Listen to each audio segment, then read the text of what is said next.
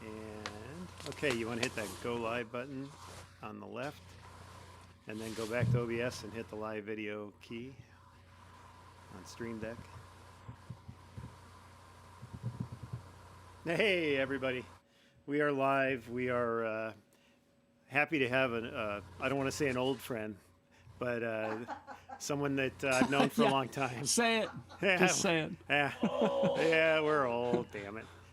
So Old. we've got Steve Horner, who's a originally, I believe you were from Red Oak, right? Is that where you're born? Yeah. Okay. Grew up in Red Oak. Yep. Yeah, born.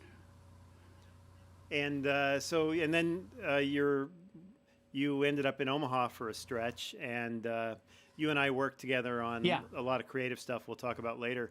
And then you headed off to Minnesota for a bit, and then you were in LA, and you've been doing all for kinds the last 6 years. Yeah, doing all kinds of big things. And so I kind of just wanted to, why don't you tell us what you're up to? I think when people think composer, I don't know that they know exactly what that entails necessarily, but I don't know. What do you describe? How do you describe what you do?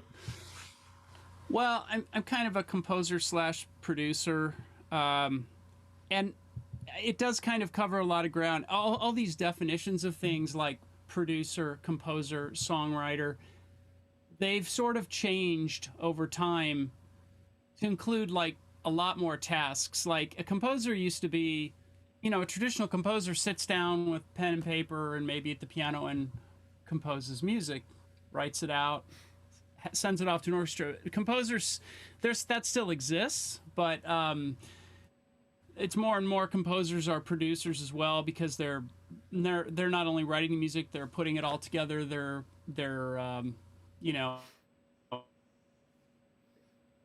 Yep. Oh, you froze there for a second. Oh, there we go. We're getting you back up. Box and sounds. It's not just the ordering. A lot of production. We're back.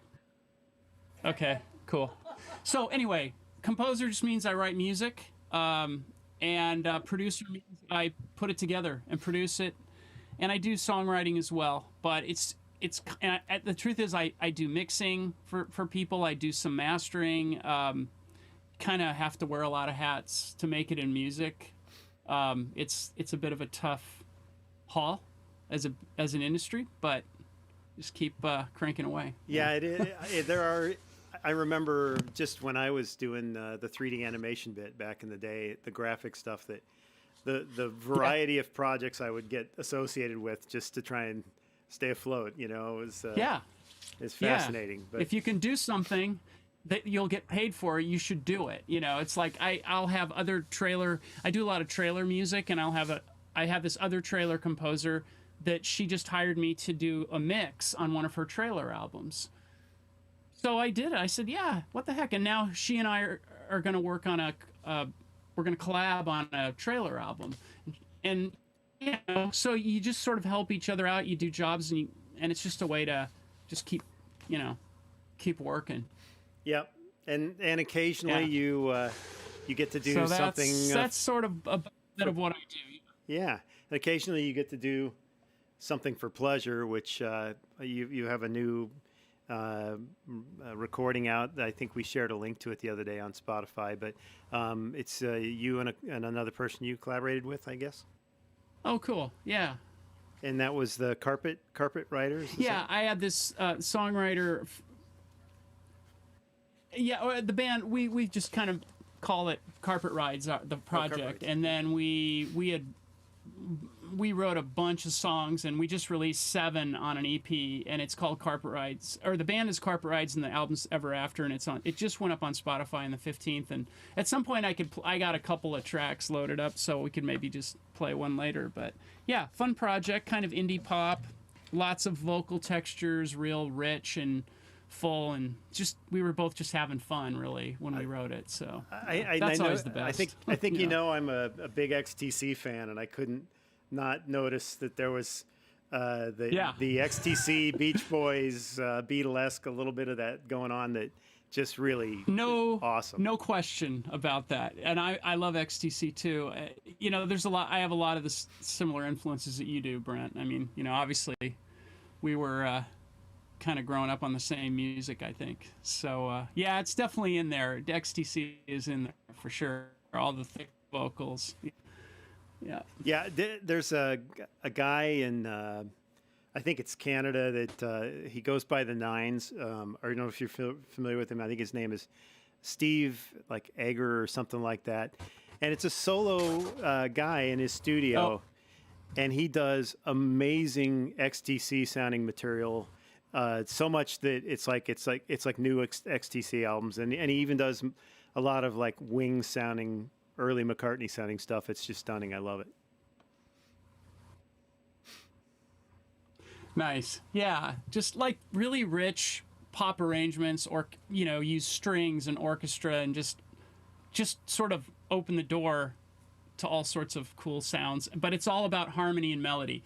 This album is extremely melody centric. Not everything I do is melody centric. A lot of what I do is very textural and it's very groove centric and it's more about vibe. But this particular EP is extremely melody.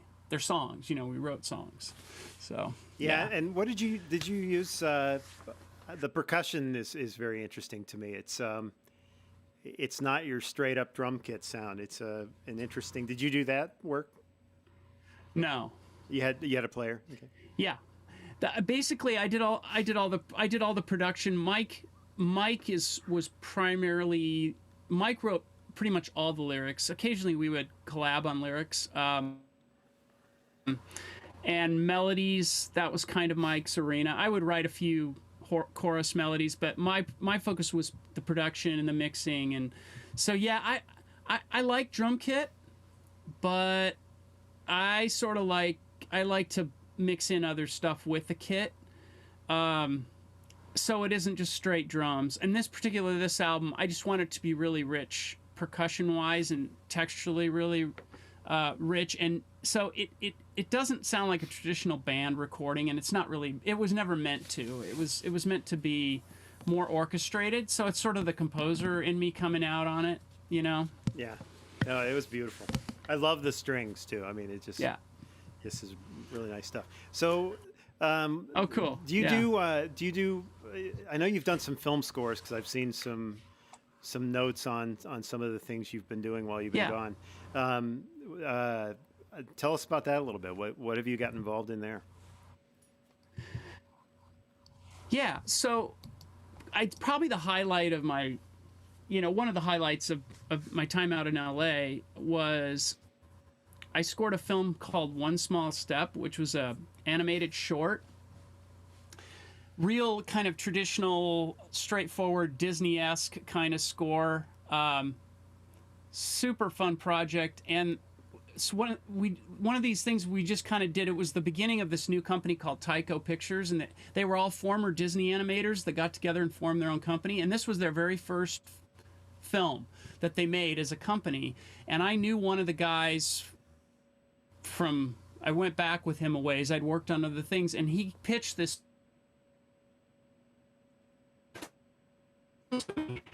It was just this beautiful story.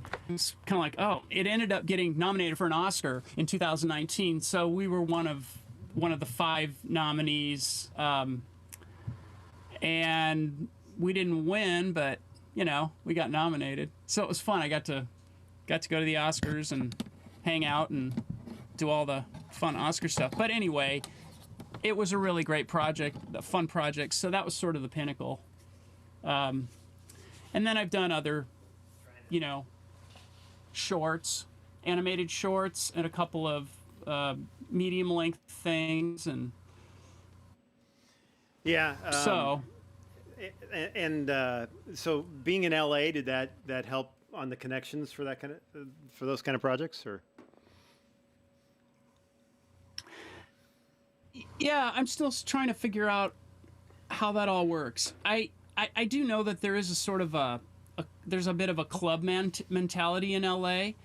It's sort of like I think it's changing, but when I went there, when I moved to LA, things really changed in terms of people that would meet with you, and you're just kind of available to pick up and go if somebody wants to talk to you or there's a project.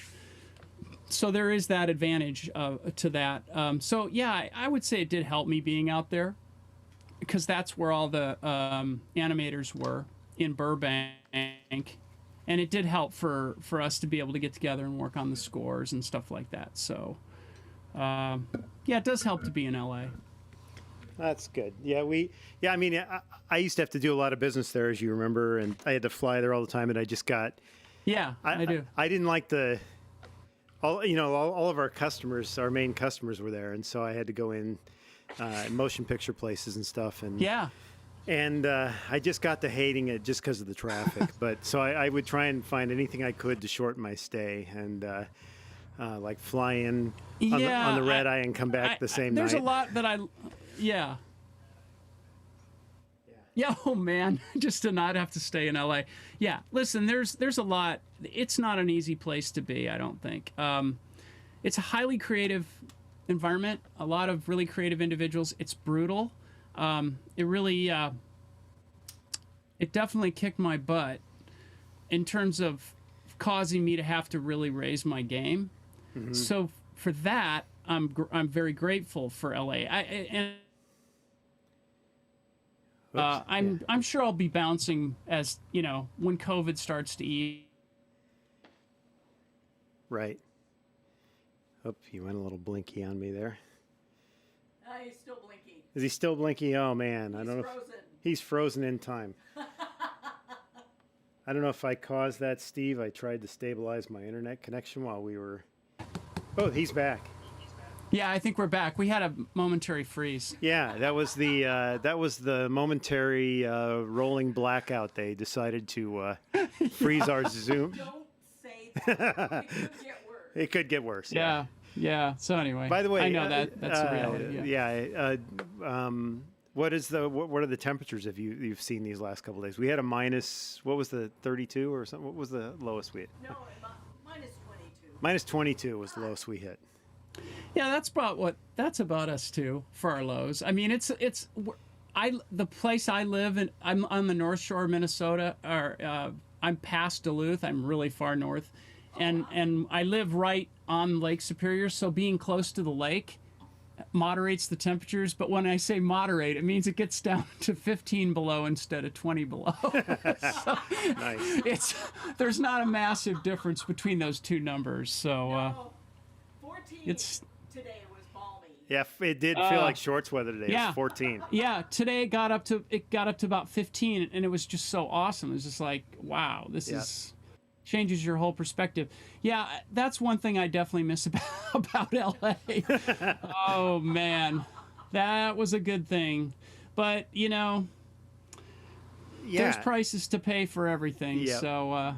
Anyway, I'm happy to be in Minnesota. I love it here. It's beautiful. And I love the Midwest. It's kind of hard you can't take that out of you when you grow up in the Midwest.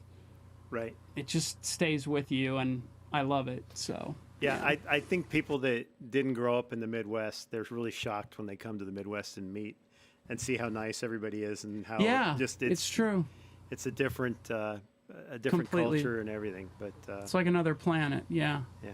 So before we started tonight, you played a couple of clips for me, and they were just fascinating. I'd love to hear one of your clips that you have, and then you can maybe either tell us before or after about it. But it's pretty good stuff. So let's see. So kind of the range of the things that I'm working on is I do trailer remixes, which means that someone will bring me and a lot of it's hip hop because that's real popular in trailers right now.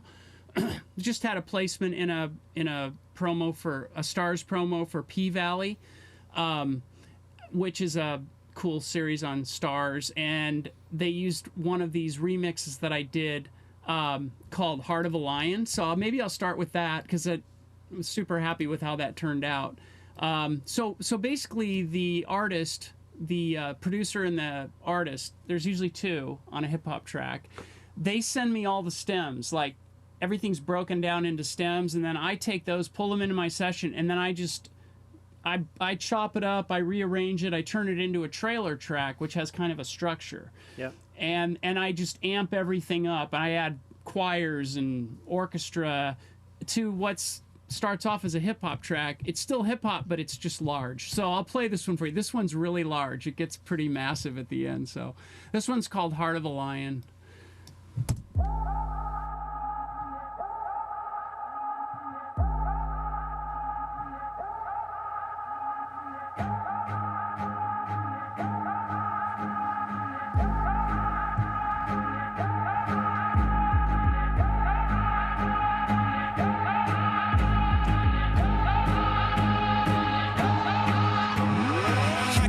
Of a lion, you got the heart of a sheep. That's part of my diet. I came to rip you apart. This is the part where you best show respect for the guy. You got more bullets to dodge. You got more people around you that won't get involved. They don't want none of the smoke. They know I'm coming for blood when I come for that throw. Like, ooh. Like, ooh. I got the heart of a lion. I got the juice when I move through these streets. Pressure is what I'm applying. No love for the ones on the feet. You should just move out my way. I hunt down the money and who's in my way. What do you want me to say? I'ma go hard till they lock me away. This year I'm making a killing. That could mean money, or that could be blood that I'm spilling. That could be more I'm drilling. Don't catch no feelings. I'm way past the ceiling. I'm up on top of the world like I'm Tony Montana. I get the check with a whole lot of comments. Keep telling these cowards I ain't for the drama.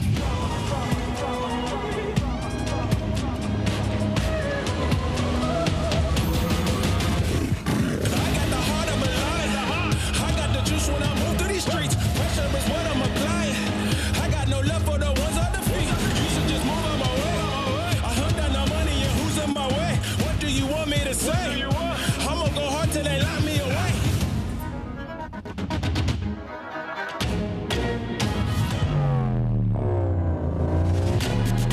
I am Iron Fist, rap catalyst, knee deep in Ishroctologist. Whose world is this? Nas answered it. Y'all ain't wanna listen, call it what it is.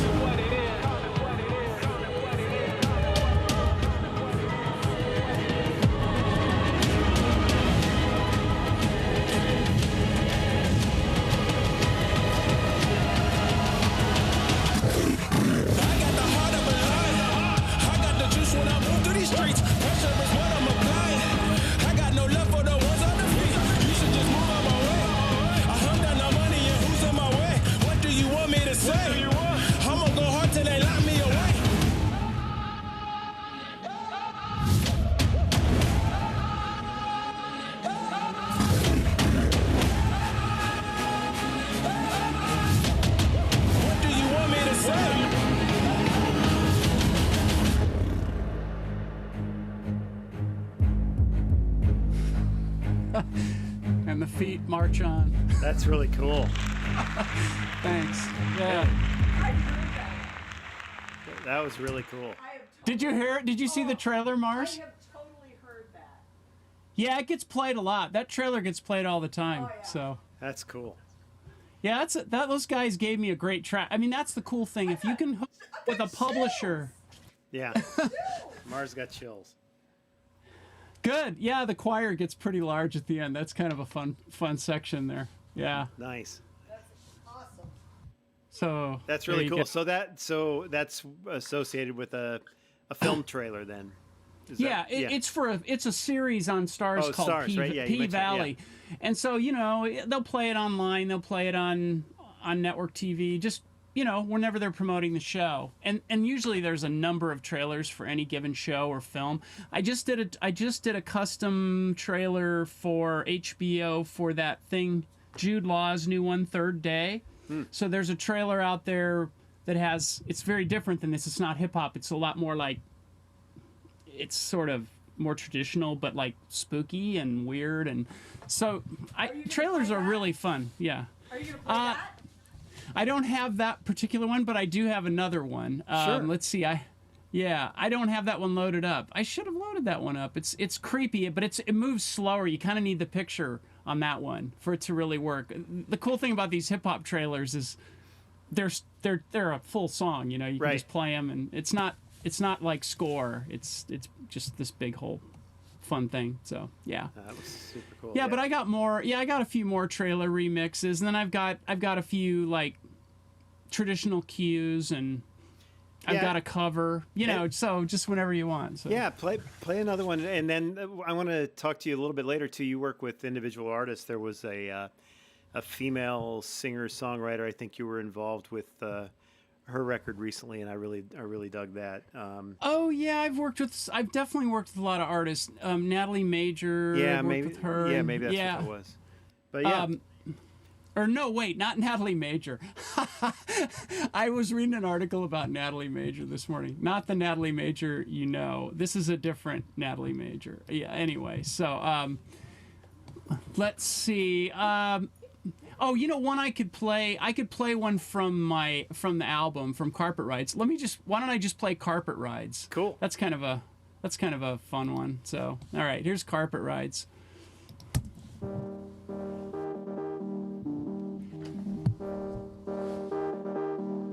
Turn the light on, I can help you. You're so sparkle-eyed, nothing's in your way. Not today.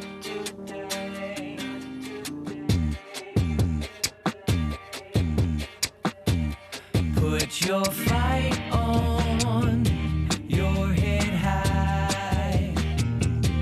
Set your sights on a boundless sky. Stay in the moment, it suits you fine. Feel it come, call it mine. Stuck on revolution side. Passengers on carpet rides.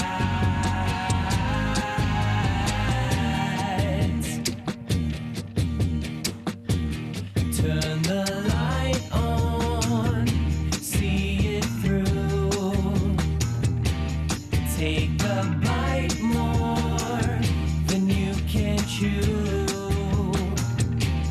Call it beauty, one of a few. Charming danger, it's what you do. Stuck on revolution side. Passengers on carpet rides.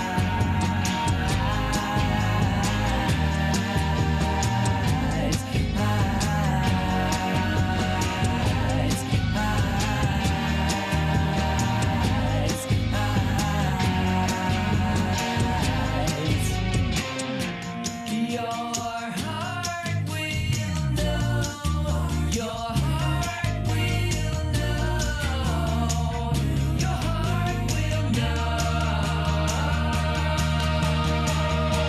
Stuck on revolution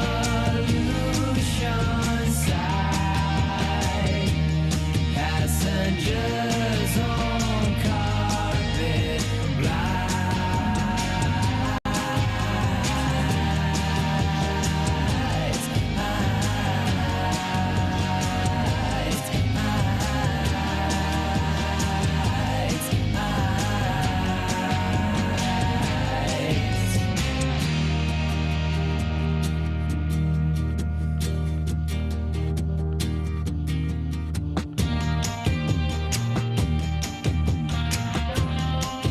Just a little denouement, cool down.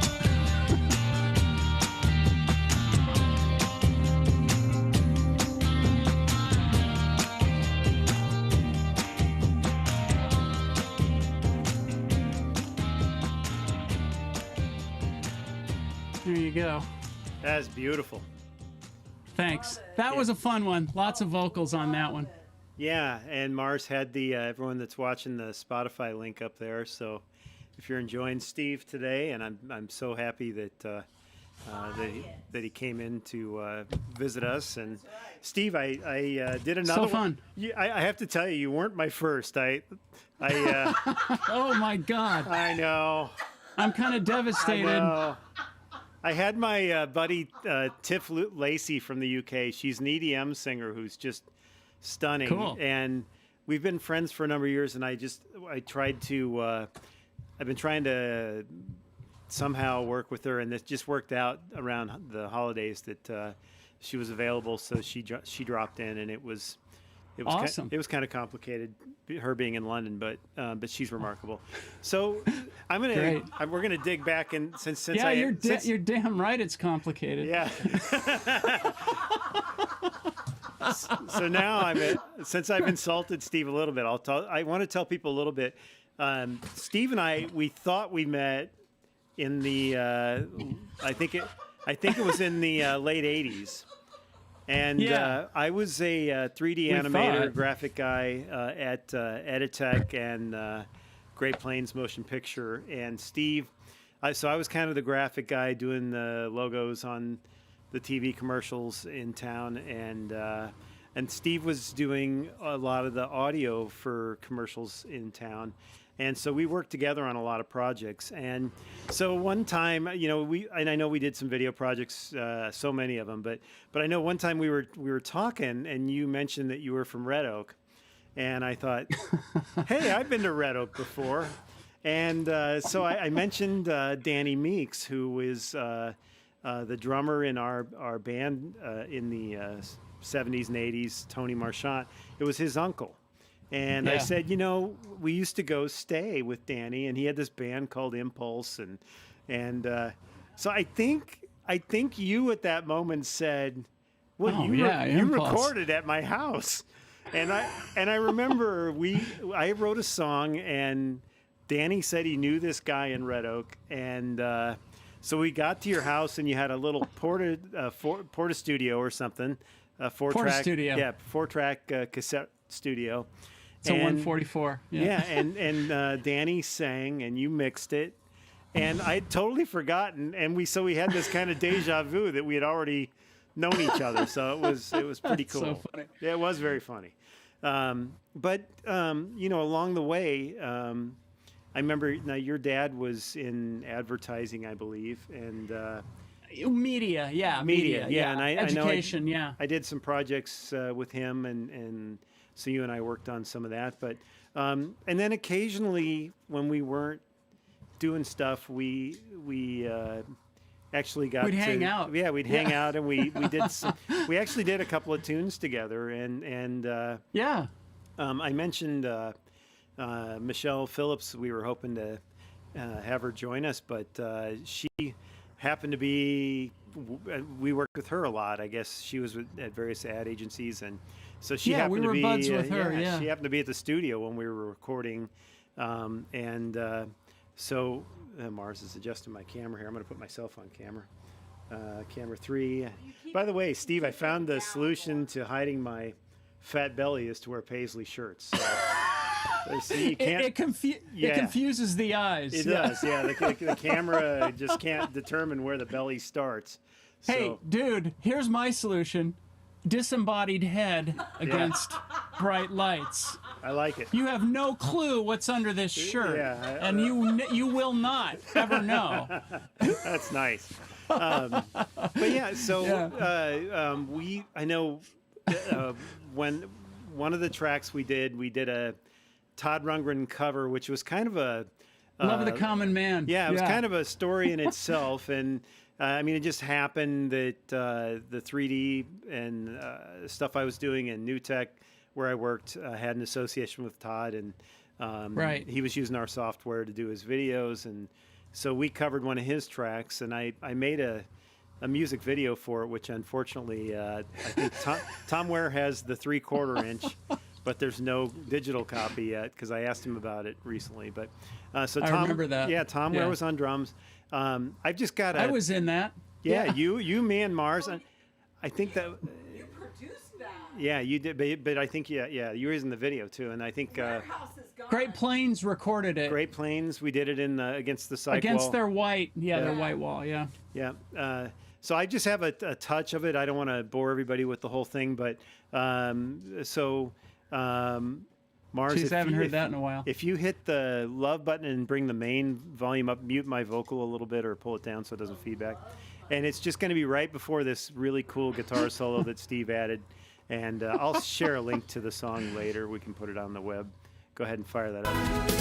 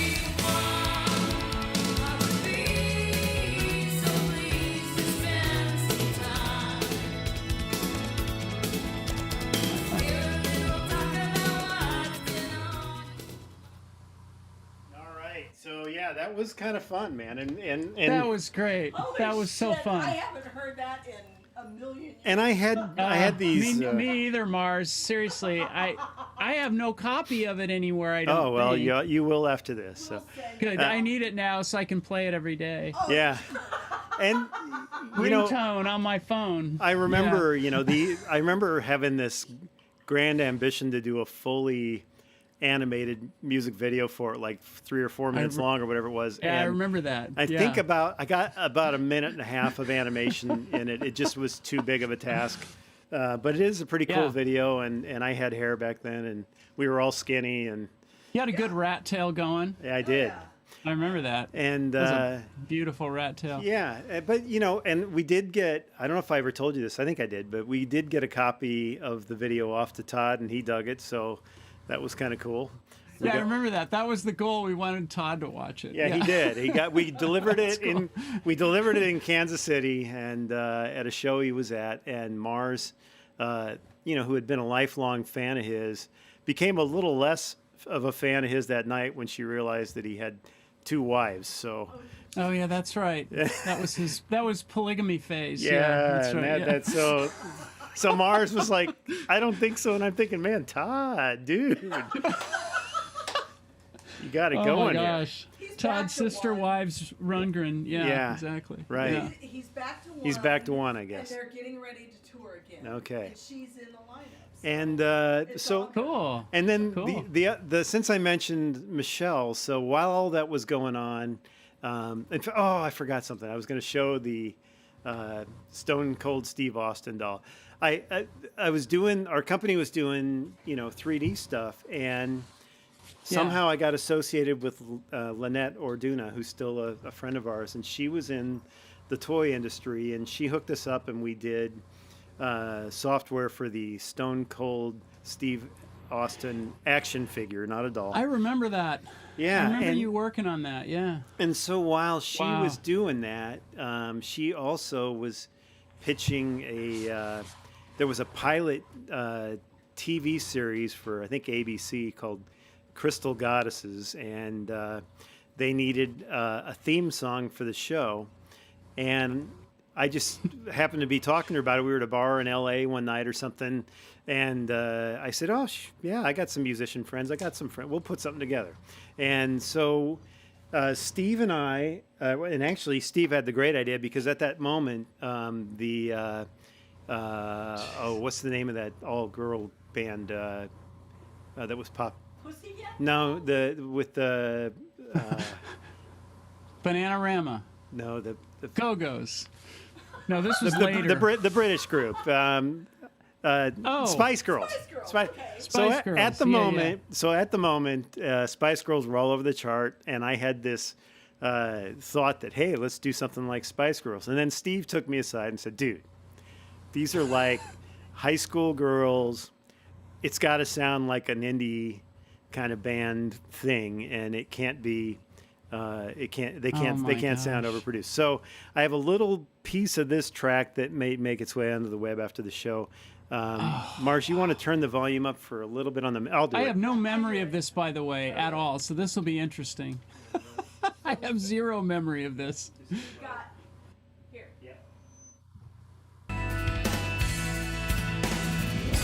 Oh, brother, what a bother.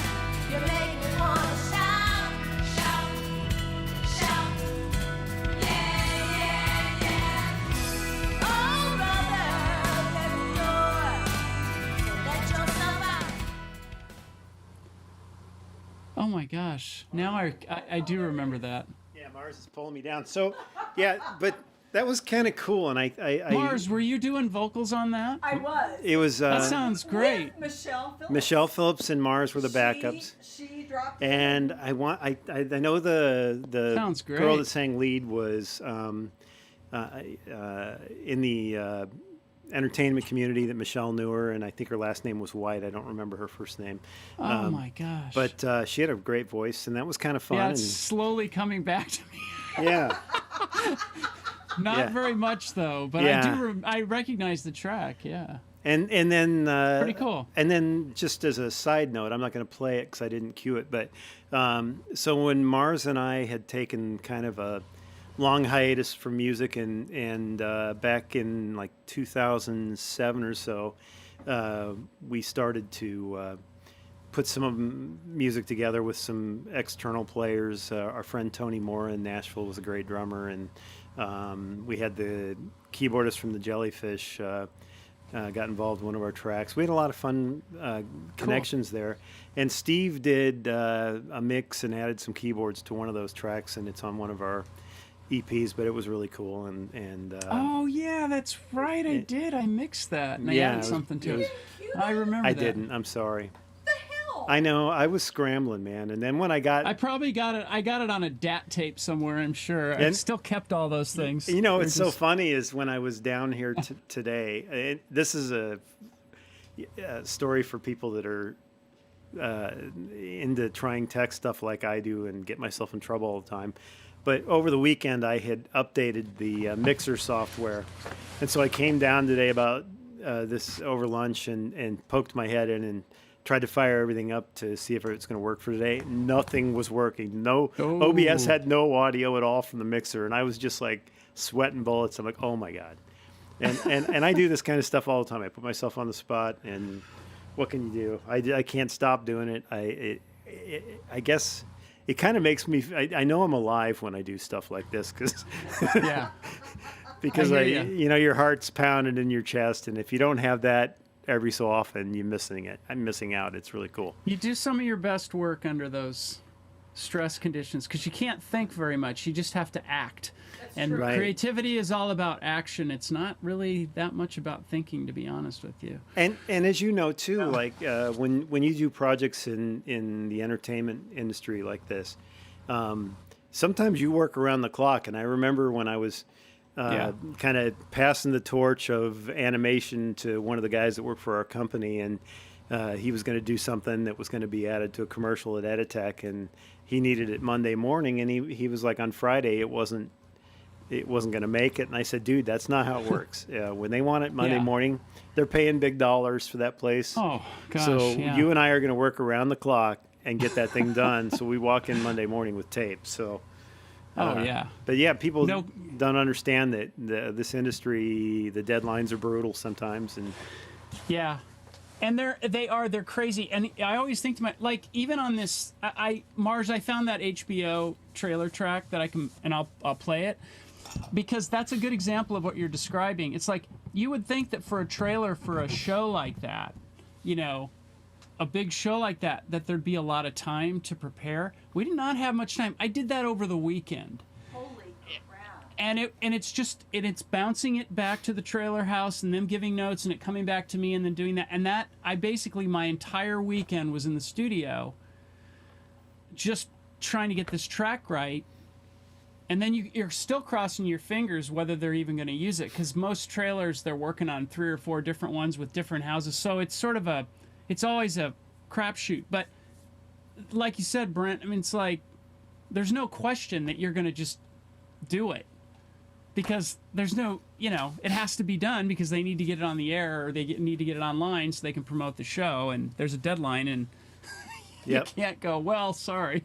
There's none of that. That's how you work yourself out of not being on their list anymore if you can't. But it's a good vibe. It feels good because I just feel like when you're scrambling like that, you just can't stop to think very much. You just have to try stuff and do things. And honestly, like this track, there's some really kind of bizarre things that I did with strings and stuff that I would probably not have done had I had a lot of time to think about it. But in the end, it kind of turned it out being really creepy and matching the vibe of the film. So, Cool. You want fired up? Yeah, I'll play it. It's pretty short. Trailers are not that long. So I think this thing's only like it's a couple minutes. So yeah, I'll just play the whole thing for you and let you hear it. Cool. This is the track. This is the unedited track, but the full mix. In the trailer, it's all chunked up in pieces, but this is the full track. So here it comes.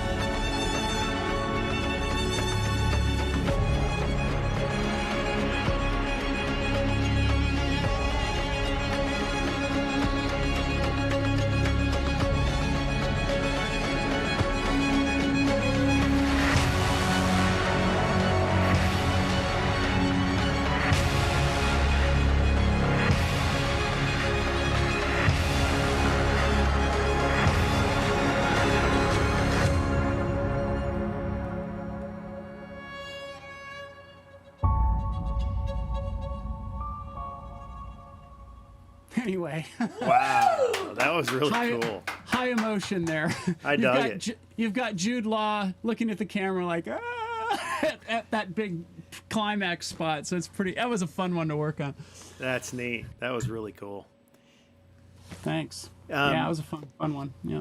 But so, the COVID thing, since it's always we run into that a lot on these shows here. But I'm not going to go too far with it. But that's all right. You're your work. You're kind of what you and I talked about a week or two ago was that, given your position, what you do, it didn't really change too much in a sense because you work alone, right. and so a lot of the musicians that perform at our place, as you might imagine, haven't had a gig in a year, and I know it's sick. So it's so sad. So they're just scrambling, and so we're happy to have a place for them to come in here and make noise. But in a sense, you not that I suspect that the economy and all that stuff was slowed, but it didn't stop you from doing what you do, which is you're always social distancing. Yeah, frankly, I prefer to just work alone, and really, yeah, the majority of the stuff that I do is a lot of me just sitting here working things out in the studio, and maybe sometimes connecting with someone through an app where I can play stuff live and it's Zoom, but it hasn't changed much. Like that whole, it's things move too quickly to take a lot of time to have people come into the studio and work. That slows it down, and so in a way, it's actually work has been pretty good. I'm working on a couple of animated projects right now, some new ones I'm working on securing. A couple possibles with Disney Plus, and then I've got a thing I'm doing for Lego right now. So these things don't require anybody to be in the room with me. It's just a lot of back and forth. It's me sending out a QuickTime, getting a big list of notes, making the notes, sending it back. And I'm on like version 14 of one of them right now, which is fine. You just keep, and then it's all of a sudden it's done. Yeah. And you deliver stems. And I got to do a 5-1 mix on one of these things. But once I get the stereo done, I'll do a 5-1, and then I'll just send them all the files, and then they do their encoding and everything, and it's move on to the next one. So yeah, I would say COVID, I mean, it affects all of us as a family of musicians for sure. But the studio people, and in particular animation, has actually picked up because it's something you can do in isolation and you don't need to be on set for animation. So there's been a lot of animation opportunities that are starting to kind of come at me, which is great, you know. So That's but really cool. I want everyone to get back to work, and I know we'll get there at some point. So Yeah, I think so too. And I think, you know, when we do this, I mean, we love it. You know, we love the music and being around musicians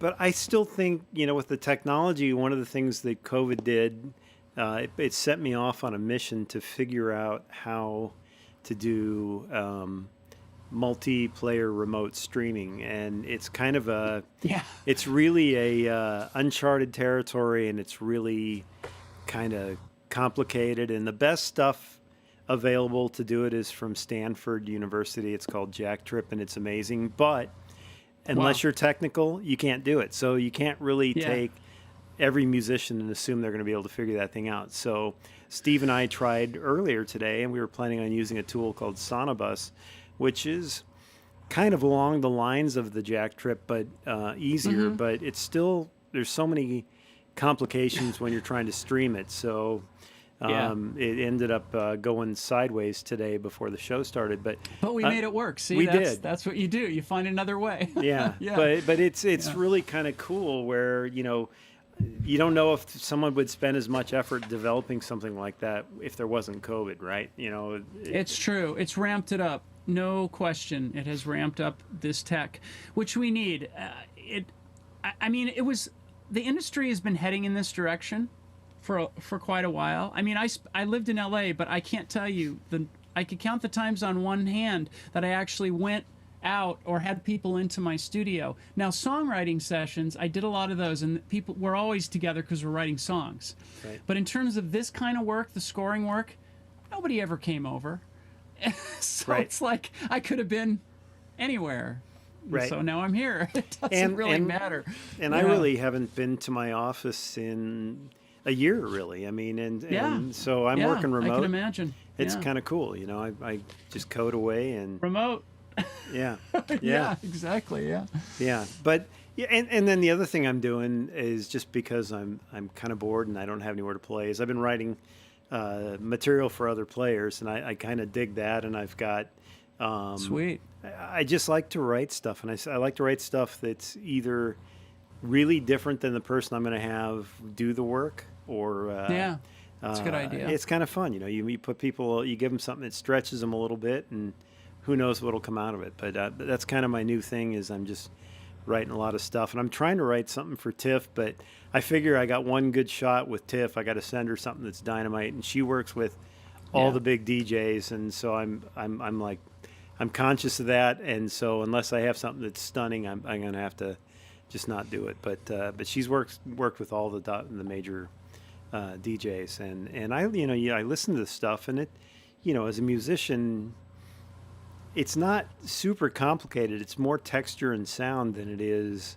It's production. Yeah, it's production. Production right. is king. Yeah, Right. production is king. Yep. And yeah, as you do those rap tracks for the trailers, yeah, same kind of thing. It's just, but it's not that I can't as a musician figure out what they're doing and try and do something similar. It is the production. The production is the whole Yeah. Yeah, it's funny. It didn't used to be like that. You just could deliver a song and it was all about the melody and the lyrics and everything. But yeah, if I have anything I ever send out, well, and I'm just pretty weighted on the production side anyway. But even when I'm composing stuff, it's got to sound like an orchestra. Even if we're going to go in and put a real orchestra on later, you have to produce it and perform it as if that's going to be it, because oftentimes that's it. There's no time, or the budget goes away, and so you got to be ready to have your production game going. And people will judge. A lot of people aren't as good at judging a good song outside of the production. They're going to listen for the production and they're going to go, oh, that sounds banging, or the kick is really happening, or the bottom is great on that, and miss the song. So if you really want to sell the song, you got to have that production has to just be right. They are not really looking dialed at the in. house for its bones. Right. Yeah, they're not looking at the Yeah. bones. Right. Yeah. Because No, yeah, and to that's me, true. and Exactly what it is. yeah, and to me, any good song sounds good when someone picks up a ukulele or a piano or whatever Yeah, and that's does true. it. Any It's song true. that's good can be good on any number of ways that you do it. And when you get into stuff that is so produced, in a sense, the song is secondary. It's backseat to to the melody. It's just a different animal. It's not bad. It's just a different piece of work. And That's why kind of a crummy song can sort of sneak through with good production, whereas it didn't used to be able to do that. Right. The song was king, and it's, you know what, I still think the song is king go to a really high level. If a song becomes a really big pop hit, it's still got to be a good song. At least it's got to have a good hook, minimum. Yep. Catchy hook. Yep. But the hooks are so simple. I mean, very simple melodic hooks. But then the production has to be happening. You'll never hear a pop song where the production is just like, yeah, it's good, but boy, I love that song. No, it's got to be. It's Yeah. all got to be there. The whole package. By the way, I was a newcomer to The Weeknd when he was in the Super Bowl. Were you familiar with his work before that? Yeah, I love The Weeknd. Yeah, See- The Weeknd writes a good song though, doesn't he? Yeah, but I had never heard Yeah. it before, and so when as it was leading up to the Super Bowl, and I'm hearing The Weeknd, and I'm thinking, okay, it's going to be a rap artist, but actually, there's some No. good quality material there, and the melodies Yeah. were good. I enjoyed it. It kind of had, at times, a touch of Maroon 5 and maybe a little Michael Jackson early stuff mixed in, but it was Yeah. kind of cool. I dug it. He's got talent, definitely. Yeah. The Weeknd is one of the projects I'm working on right now. That was the temp track was Weeknd, so it was heavily referenced. So I had to kind of dig into him a little bit and figure out what he was doing. But yeah, his sounds are great. It's very fresh. It's got a lot of 80s Yeah. vibe to it. Yeah. But it's very modern and cool, and he's made it his own. I'm always impressed when someone's able to do that. Take elements of things that were cool at the time, but like take them up to another level. Yeah. Maybe not even a level. I don't want to say this. It's more like this.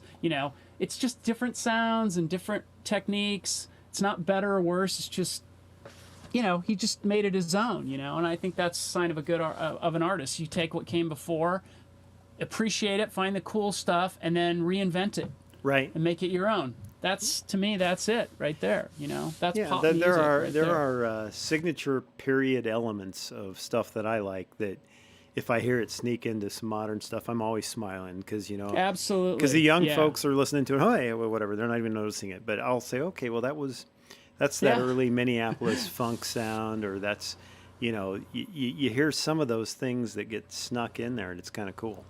Bruno Mars is a master at that. Uptown Funk is so Minneapolis, I cannot tell you. Right. And it's Oberheim Yep. modulated filters, the whole thing. But it's Bruno Mars doing it. Yeah. It's pretty cool. It Yeah. is. It actually you could release that back in early Yeah. '80s, and it would sound Would have just blown everyone's it, mind. It Yeah, would have. they It would've would. loved It it. would sound in place with that stuff, though. It would have been. Yeah, it would have fit right in. Yeah. Yeah. And Yeah, you know, exactly. and the production that is it Jimmy Jam and Terry Lewis did on the Janet Jackson stuff. I mean, those guys were just pioneers in taking samples and just making Yeah. these really big arrangements. I really miss some of that, actually. Yeah, for sure. But yeah, And I've been I'm actually working on a Minneapolis one right now, so I might have to knock on your door since you're up in Minnesota. I might have to lean on you a little bit. I have a really Cool, man. cheesy, like a Prophet 5 line going in one of them right now. So There you go. so I'm in the right era, but yeah. Anyway, this has been so great to talk to you. And when we talked a couple weeks ago about doing this, I miss so much of maybe it's just getting older, but I miss some of the fun I had when I was younger and fearless. And I think I try to still be a little fearless, but I kind of miss the times we had and that. When we were in our youth and we just did stuff, and now Yeah. everything seems so cautious and Yeah, you kind of had the audacity to try something. We explored some pretty interesting ideas. yeah, But you just do it and see what happens. absolutely. Nothing wrong with I, that. I Yeah. think I don't think people can fault you for trying stuff. I mean, there's so many people that Heck are no. so afraid to try to do anything, and I think I do a lot of stuff that when I look back at it, I'm like, ugh. But it's just I feel like I have to keep doing stuff. It makes life Yeah. interesting to me. And You we can't had we had the pub Yeah. for 3 years, and Yeah.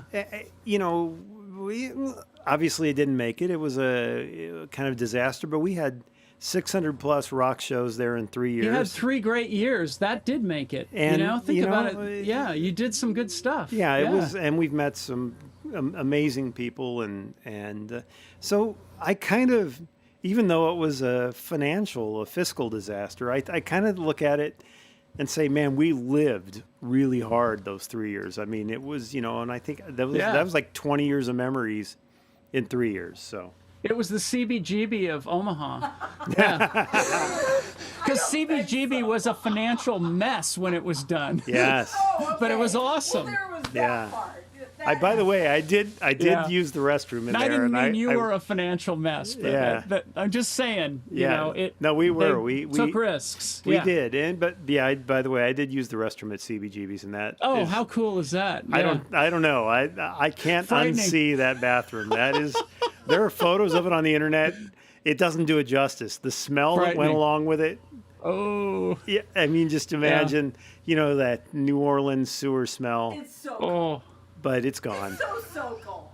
Yeah, Sokol in Omaha gives it a Yeah. run for an Omaha That'd place. be another So- one. Yeah. Exactly. Yeah, I can always buy new pants. I don't need to go to the bathroom there. I can just go in my pants. I can afford a pair of pants. What adult diapers are for. Right. Yeah. That's right. Yeah. Well, Steve, is there anything else? I mean, I miss Lisa. Give her our love. Is there Oh, any? I totally will. I told her I was going to be on your show, and she just lit up. She's like, "Oh my God, Brenton Mars." Yeah, So we- I will give her the best. Yeah. Okay. Oh, our dog just went nuts and Uh-oh, gave the cat a something little run. Yep, the dog is going crazy. Okay, Mars is Oh, working it's a on it. fight. Yeah. So I'm gonna set you free, Steve. Thank you so much, and let's not thanks, Brent. let's stay This in is touch. a blast. Yeah, I love everything you do, and I'm glad you're still doing it. And so we'll stay in touch, and everybody go to Spotify and hit that link, and let's give Steve some love. Thank you, Steve, Run up so a little, much. some of the numbers. All right, man. Thank you, buddy. Thanks. Take care. See you later. Okay. Bye.